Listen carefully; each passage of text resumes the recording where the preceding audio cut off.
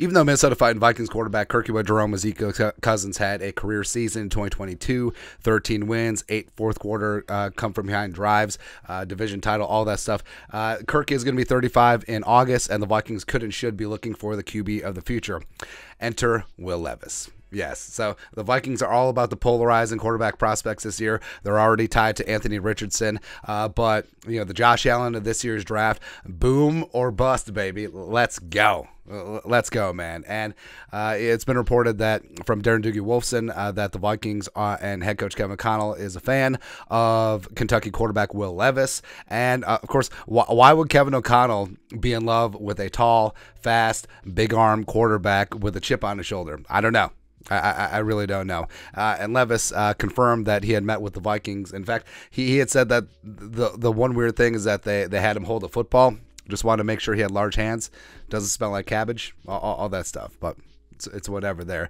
But Levis is certainly interesting and certainly intriguing. So let's talk about the pride of Kentucky today. Background: 23 years young, does turn 24 in June, so a little bit older of a prospect. 6'3", 232, former 3-star recruit from Middletown, Connecticut. Initially took his talents to Penn State. Never got the time of day over 2 seasons with James Franklin and the Nittany Lions in Happy Valley. Also, he sort of went viral a couple years ago because he eats bananas weird and also takes mayonnaise in his coffee. But red flag. Eventually, he transferred to Kentucky and really found some footing with Stoops and company. Big-time impact in 2021, where he completed 66% of his passes, which is big and important for Will Levis. 2,826 yards passing, 24 touchdowns, 13 picks. Also ran for 9 touchdowns. He is he is completely unstoppable in like goal line and 4th and 1 situations, which the Vikings kind of sucked at this year. Also 90.6 PFF grade in 2021, and he was greatly aided by Wan'Dale Robinson, superstar receiver, ended up being a 2nd-round pick by the Giants.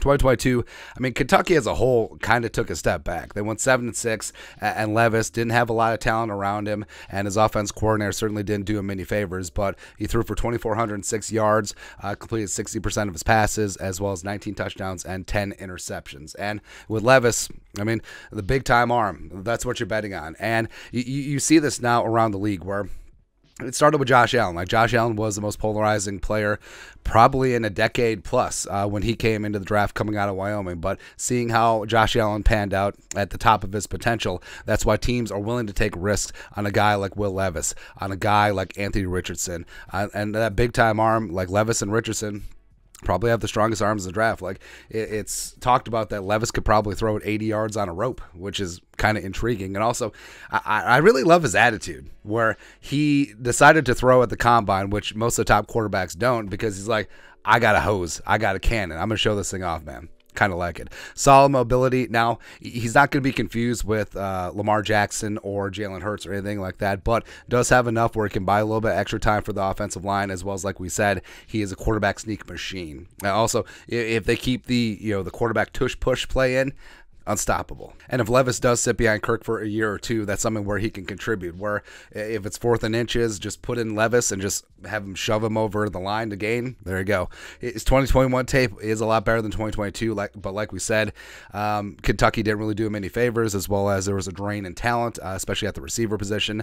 Intermittent accuracy. Now, that ties in with needs mechanics and needs good coaching. So that's why he would greatly benefit from sitting for a year or two and having Kevin O'Hara mold him and really get into an NFL scheme, as well as really get into some solid fundamentals, throwing from a better base, all that stuff, where he does have enough raw material where you see why the upside is there, where it is a bit of a mama, I can change him scenario, where it's hard to teach a quarterback accuracy, but cleaning up mechanics and footwork, as well as arm placement, release point, all that stuff, it goes a long way. And then you add in the fact that Will Levis, solid leader, big time arm, as well as mobility, and then baby, you got a stew going. And like we said, he's got that dog in him. Like, he's a super competitive kid. I like the cocksure, cocky attitude coming from the quarterback position, and he's confident. He's confident that he can certainly get it done. And the Vikings are sitting towards the back of the pack at 23.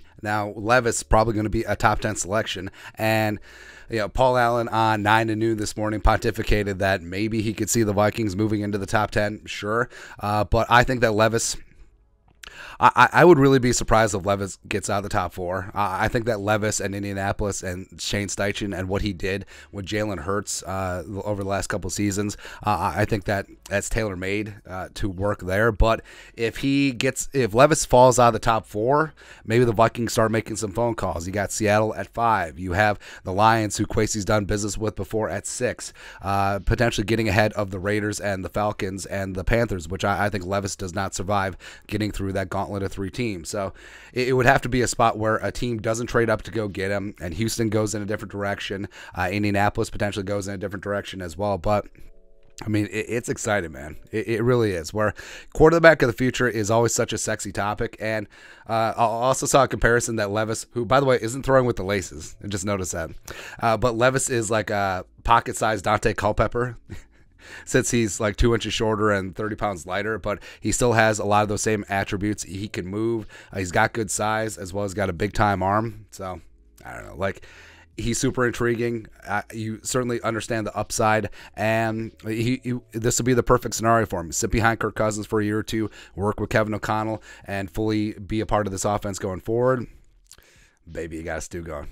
Kind of love it, man. But your thoughts are thoughts. Vikings have interest in Will Levis? Question mark. Let us know your thoughts and our thoughts in the comment section below. Subscribe for daily Vikings takes. Want to support the work? Put a little something in the Venmo. But till next time, Skull Production Value.